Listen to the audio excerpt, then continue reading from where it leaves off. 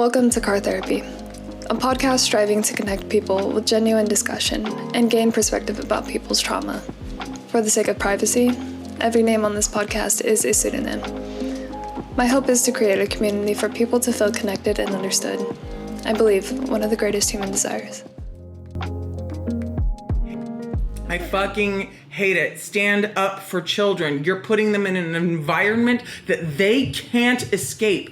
They have no ability to control their surroundings or make themselves safe. They are stuck in the place where they go to school by the people who are handling them. And it is your job as adults to protect children, not tell them to toughen up, to take it more. You need to protect kids from these kinds of behaviors. They are insidious and they will follow them the rest of their lives because they are being taught their worth by their peers. And you wonder why your kid's fucked up. This podcast is not directed to treat mental illness. I'm not a healthcare professional. If you are currently struggling with mental health issues, please seek professional help. My main problems came the day I started school. The day that I was no longer just, in mom and dad's world, and I had to deal with other people. And that started literally everything. And it was every day. And we're talking first graders constantly bullying me, first graders telling me how ugly I was and to get away from the mirror in the girls' bathroom. You'll break it and you might cut us. And that was at a Catholic school with nuns in full habits, full-on penguin suits. It was, I'm thinking back here, but it was literally every day of how ugly I was, how annoying I was, how much I need to go away. Why couldn't I just die in my sleep? When I left that school and the nuns told all of the kids, and I left that school third grade. Yeah, I left that school third grade. And when the nuns told everybody I was leaving, they cheered. So what was a normal day in a classroom for you? Were you very talkative? Did you engage a lot with the teachers, or were you quiet? No, I was quiet because anytime I did try to talk, I got the sniggers and the looks and the points and the laughing, and the bullying would amp up and get even worse. So I was forced into silence, and as you can tell, I'm kind of loud. Kind of an extrovert, so it was pure torture to just shut up and sit in a corner and try really hard not to talk when I wanted to talk. And then ADHD, I'm squirming in my chair, it's really hard to sit still, half of the stuff is really boring, so it was just all around a difficult time in school. School has always been the bane of my existence. I don't think I liked school until college. But grades was never an issue. Oh, no, grades were always an issue because I didn't do the work. You didn't do the work? I was too bored. Why should I do it? I already know it.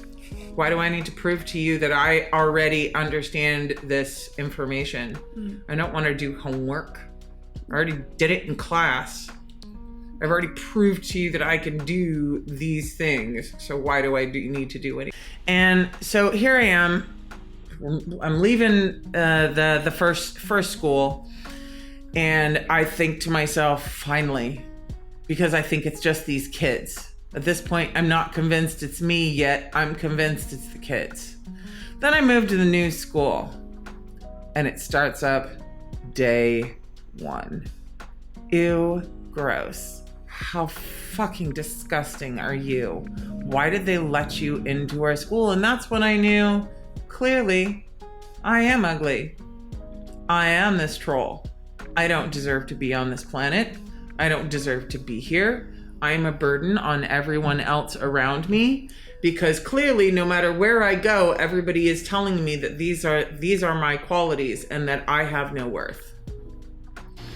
How old were you at this point? I was at the nun school until second grade, And then we moved up here and started at the next school, 3rd grade. But moving to the new school, they were in a weird district, whereas you went from K to 3rd at this school, and then you moved to another school. So I was going to move to another school, but follow the same students at 4th grade. Okay, let's go back to, so did your parents move you from the first school to the second school, or yes, because you're getting bullied, or? No, because my dad, so it's just easier to just tell the truth. Okay, the first school, St. Charles Borromeo, that's going to help you keep it straightened out. We were living in Sacramento. Dad opened a business in Cameron Park, and that's where I moved to Rescue until 3rd grade. From Rescue ended at 3rd grade, and then you go to Green Valley at 4th grade. So we moved from Sacramento to Cameron Park and started at Rescue in third grade. And there was a group of 4 boys there that were my everyday violence, chasing me, throwing rocks at me, threatening me on the bus. And the vast majority of it was verbal abuse every single day in some fashion. The points, the laughter, the sniggering, making up random crap to spread about me around school. Do I remember all of that? No, because I was hyper focused about the whole looks part and the whole worth part. Changed schools to Green Valley, and now here's really where the violence started happening with this group of boys. Tripping me at, during gym class, pushing me into walls, putting tacks on my seat, chasing me every day if they caught me, putting my head into lockers, forcing my face on the pavement, beating me up, all of those things. Once, even during the middle of class, there was an empty desk between me and one of the boys. His name was Marco. Marco, if you're out there, I don't care if you fucking grown up, fuck you. And Marco takes that moment to pull the desk that was in between us back, and my arm was over the back of the chair, and then he slammed it into my arm. I got sent to the principal's office. For causing a scene? For causing a scene. I was the one in trouble. I would tell the people at recess, the recess guards, to watch me so that they wouldn't chase me, so that I could feel safe, so I could at least be outside. Mm-hmm. They'd watch me for 2 seconds, turn their backs, and they were on me. If I tried to tell anybody, the kids would come up and go, "No, that has never happened. We've never been that way." And who did they believe? They believed the punk-ass bitches, not me telling the truth. I was the liar. I was causing trouble. I was being, a narc, a rat, all of those things. I was tattling. Did you ever have any physical signs of abuse, or bruises or something because of these boys? Not on my face. But on your body ever? Mm-hmm. Did your parents ever question it, or? No, because I never showed them. Teachers, nothing? Nope. Because they would just tell me to shut up and go away. Not my parents, though. I didn't tell them about it because I didn't trust them, because when I had told them multiple times that I was getting hurt at school, they said, "Just ignore them. They'll go away." To all the parents out there, shut your fucking mouths. No, they goddamn don't. They do not go away. They amp up their behavior. They get even worse. You are setting your kids up to be hurt more. Listen to them. Stop the abuse with your nonsense and your bullshit. Help people. They don't just get stronger by being abused. All you do is take them away until they want to commit suicide. That's where you're taking them. There is no strength out of that. There is death out of that. Sorry. Shit fucking pisses me off, and I'm done with placing the blame on the victims and telling the victims that they are the ones who have to solve the problems, especially when it deals with violence and abuse for little kids. No, it's not called bullying. Bullying is a candy-coated word. Bullying is what you say when someone says, hey, Four Eyes, the light fucking teasing. No, it's called fucking abuse, because you want to know what? If an adult did it, they would go to fucking jail. Don't give kids a fucking pass to be abusers. Call it what it actually is and stop it. It is not healthy. It is not needed. Hate it. Stand up for children. You're putting them in an environment that they can't escape. They have no ability to control their surroundings or make themselves safe. They are stuck in the place where they go to school by the people who are handling them, and it is your job as adults to protect children, not tell them to toughen up, to take it more. You need to protect kids from these kinds of behaviors. They are insidious, and they will follow them the rest of their lives because they are being taught their worth by their peers. I want to think society is getting better, but it's like the suicide rates of teenagers and like younger kids are going up. Like I think in 2020, it shot up. Hold on, maybe I can pull up some actual statistics.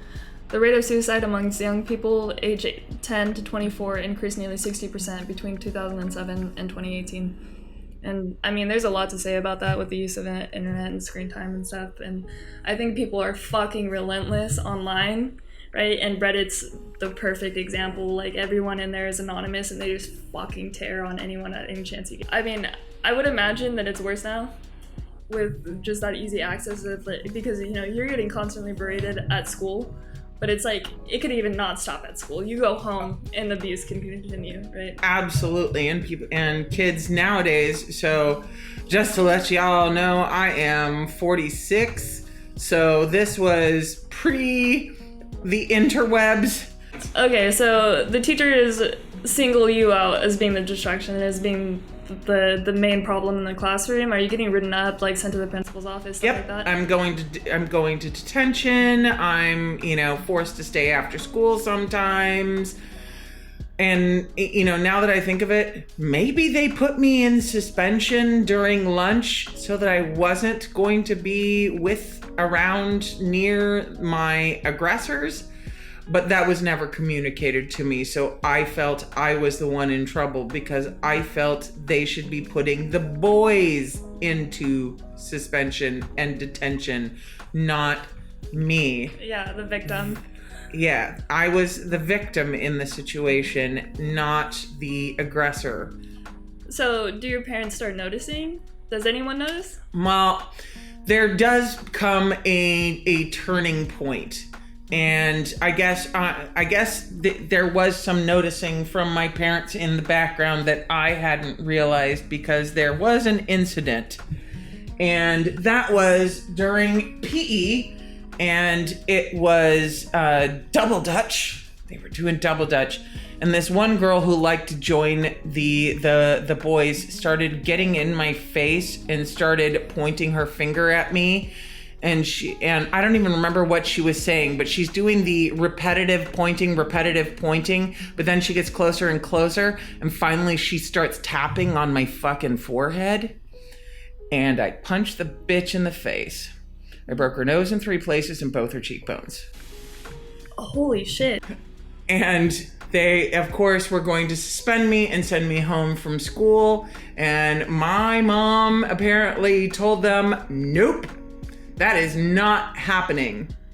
She has been pushed and bullied and abused over and over again. This time, no.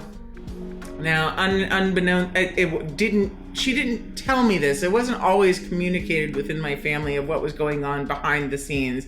But I did notice something weird that I didn't go home. I got sent back to class in my house. That happened. I don't know. I'm confused. Whatever. But, so you go home that day and your mom doesn't have this conversation with you? If she did, I don't remember it. Okay. Do you have photos of when you were a kid? Were you actually overweight as a kid? I was a beanpole. See, here's the other thing. I was also made fun of growing up, and that's a good thing to bring up. I was also made fun of because I was absolutely scrawny. I looked skeletal thin growing up, and I was constantly going, constantly fidgeting, constantly. So, I mean, I could put away like 6 cheeseburgers, gain no weight, but that was also a, bridge to later eating habits because I was also soothing myself with food. Okay, so you're stick thin, fourth grade, 5th grade? Yeah. Real awkward looking because I'm stick thin.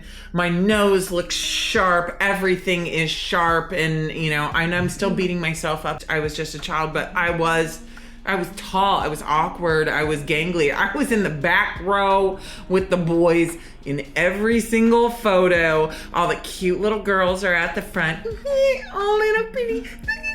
We're tiny, and here I am in the back. Hello, how is everybody doing? Yeah, so skeletal thin, tall, right? Me and you, we've talked about this before. Like, we're both tall females, right? So those stereotypical beauty standards aren't us. Did you have any friends there, or did you partake in like any extracurricular activities where you engaged with people and didn't have a negative reaction with them? No. And so, do you hate people at this point? Do you think everyone's like this, or? Yes, I avoid everyone. I do not talk to other kids. I do not hang out with them. I want nothing to do with them. I did not get my first peer friend until 6th grade, and went to Jackson Junior High, and the first thing out of anybody's mouth was, "Oh, fucking nasty. We got another one of those people." Day 1. Got threatened with shot puts. One of the kids held up a shot put and started coming at me and threatened to bash my face in with a shot put. Again, because I deserved it for being so ugly. But that's also where I got my first friend. And I remember I'm sitting at lunch against the fence, and it's raining, but I didn't know that it was raining at the time. I just always went out every day and went and sat in the same spot because there was no other place for me that I could be away from everybody else, where I could just be left the fuck alone. And she came up and sat down next to me, and of course at first I challenged her, like, who the fuck are you? Are you here to fucking make fun of me? Because you can just leave. And she became my best friend. And I mean, it was, once we got past the initial that no, she promised she was not there to make fun of me, she didn't think anything was wrong with me, she became my best friend. And but all of the teasing still happened. And it was 7th grade, again in another school, but this was a district thing. Because when 6th grade ended, that's when junior high started, and they separated where the junior high students went. So then I went to Jackson Junior High. At that point, I went from Sutter Creek Elementary, their elementary, went to 6th grade, and went to Jackson Junior High. Did your friend come with you? No, she had to go. So it was a districting thing for where I lived. Where I lived, I had to go to Jackson Junior High, and where she lived, because she was closer to Sutter Creek Elementary, she had to go to Ione Junior High. And she had to go to Ione Junior High, but we hung out all the time, every week, on the weekends, stuff like that. Went to Jackson Junior High, and a new metric started, brand new, and it was absolutely fabulous. They started barking at me for being so ugly, and started bringing dog food to school to give to me, to feed to me, because I was so ugly.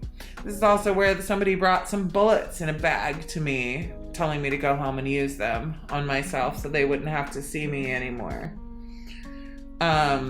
Shit, how old are you? This was junior high, so this was 7th and 8th grade, however the fuck old that is. You're asking me math, we need a calculator. No, I think that's like 14 something, or no, wait, high school's 13, so 14? 12, 13. 12, something like that. And I was always at the bottom of the age range because my birthday is in September, so I would turn just of age at the beginning of the school year, whereas everybody else would become the next age. Mm-hmm. So like, I graduated when I was 17, everybody else graduated when they were 18, if that helps you. figured that out.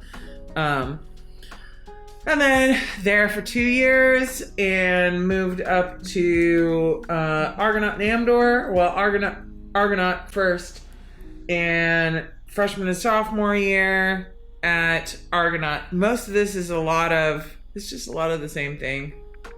I'm just like rinse, lather, repeat.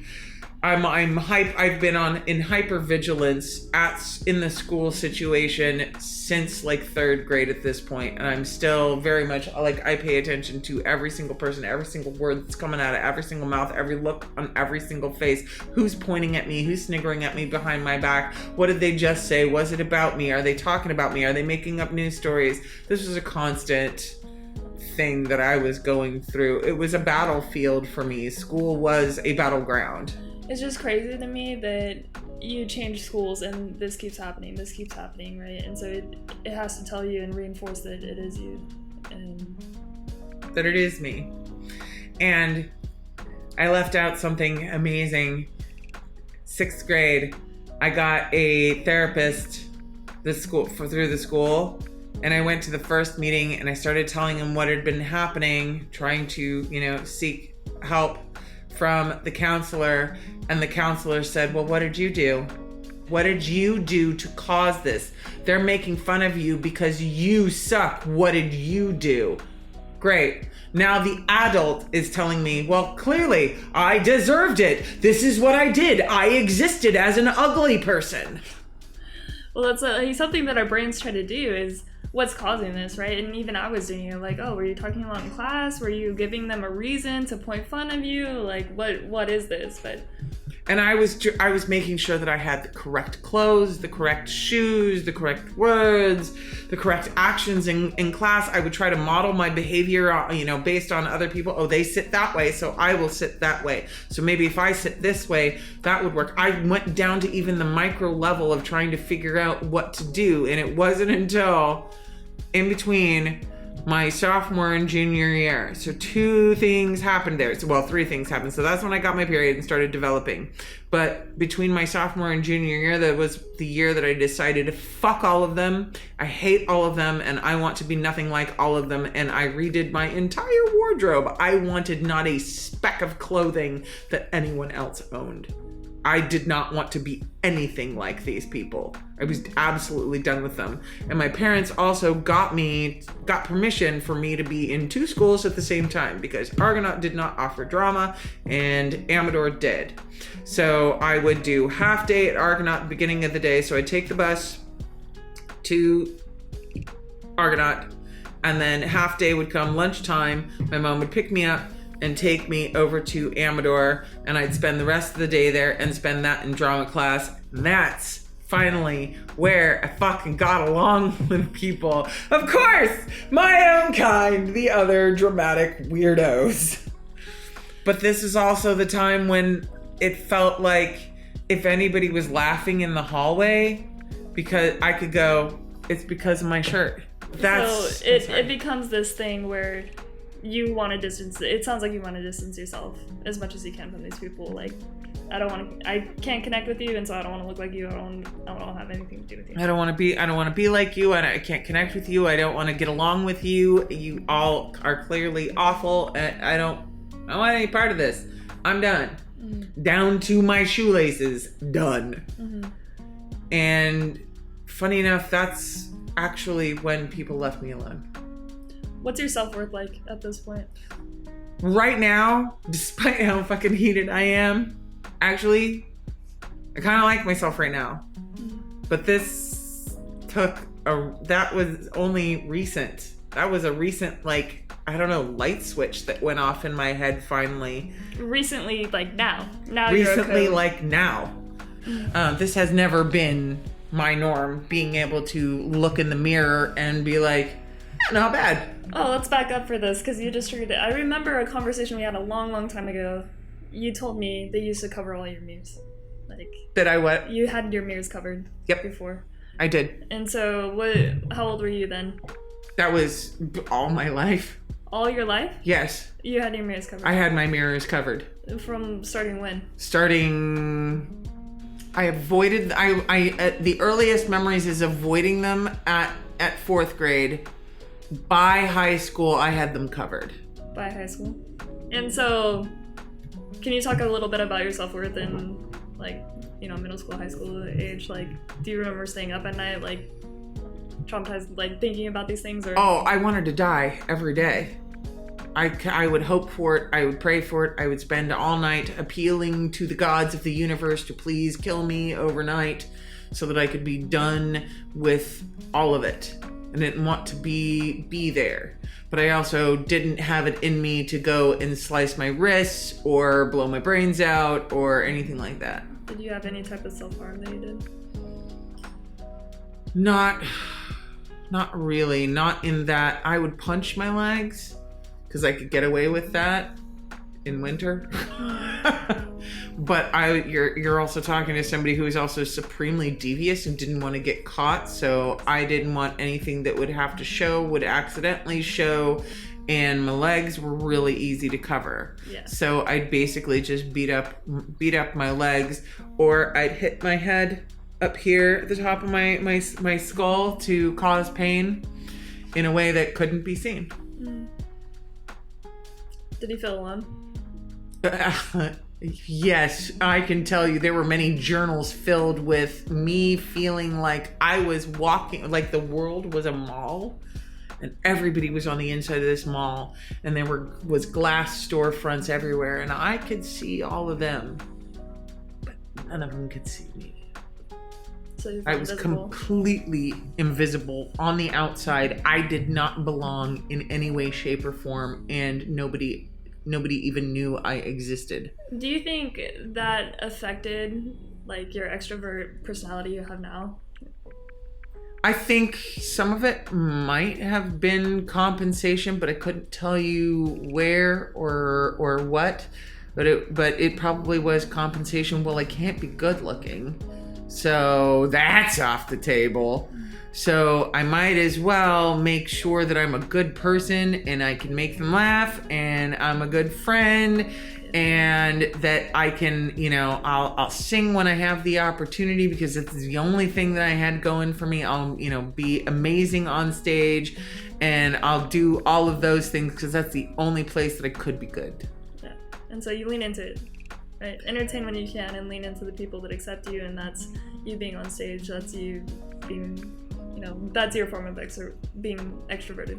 Yes. Oh, no, let me tell you, that stage is a great feeling because you get all the accolades from stage. Wow, you did such a good job. Oh my God, you sing so good. And that was because I didn't have any other way to gain it.